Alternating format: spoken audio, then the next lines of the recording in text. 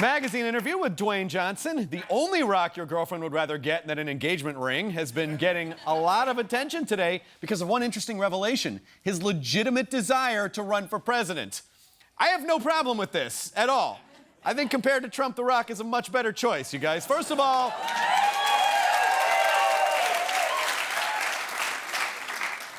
his tan is real. Secondly, his clothes actually fit, as opposed to Trump, who always looks like he's trying to smuggle a yoga ball in a sport coat. And if he wanted to, The Rock could destroy way more people in Atlantic City. It's amazing. I love him. I love The Rock.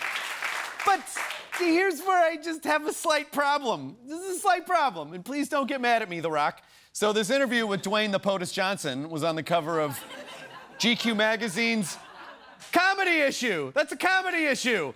The fucking comedy issue. Look at that comedy bicep right there on the front of the comedy issue. I mean, I guess this makes sense, you know, considering next month I'm featured in Fire Hydrant Arm magazine's 50 Polynesians Who Can't Fit in a Prius issue.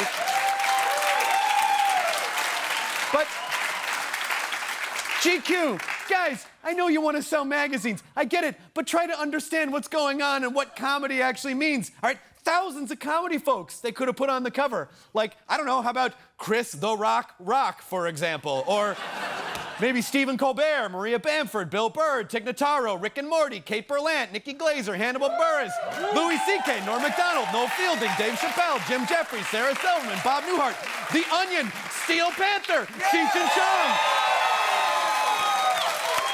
Cheech and Chong, Ken Jeong, Ali Wong, Patton Oswalt, every member of the state, every member of Monty Python, every comedian on Another Period, who are a lot of people from the state, Leslie Jones, Samantha Bee, John Oliver, Melissa McCarthy, Kumail Nanjiani, Ron Funches, a hamster in a sweater, or this kid. Hello, mother. I mean, so many comedians you could have put on the cover of your fucking comedy issues. I mean, guys, maybe I'm personalizing this a little much, but like, do the jocks have to take this one too? Do they have to take this one away from the comedy nerds? This kind of feels like, and maybe this is again too personal for me, but like when you're in chess club your whole life and then a fucking football player puts on fake nerd glasses and sits at a chess table and that's the fucking photograph for chess club in the yearbook. It's like they can't get everything. Don't get me wrong, I love The Rock. He could be on the cover of anything else. And I'd be fine with it. He's the world's greatest action star. Maybe he's not actually a comedian? Like an official professional comedian? Actually, he might not even be the world's funniest rock. I think this is actually the world's funniest rock.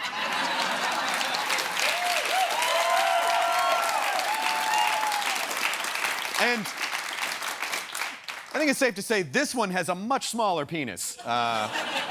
But yeah, I love you, Rock. Don't hit me. Don't get mad at me. My beef is with GQ. You didn't do anything wrong. I just don't understand. So comedians, in honor of GQ magazine's comedy issue, I guess, please give me a less appropriate cover person for a magazine. Michael Starr. Billy Joe on the cover of Sober and Forever magazine. All right, boys. Sticks. Oscar Pistorius on Functional Legs Quarterly. Jesus Christ. Well, okay. You know what? Yeah, he did a bad thing. We can make fun of him. All right. Lexi Fox. Limp Bizkit on the cover of Better Homes and Gardens. All right, points. Very good.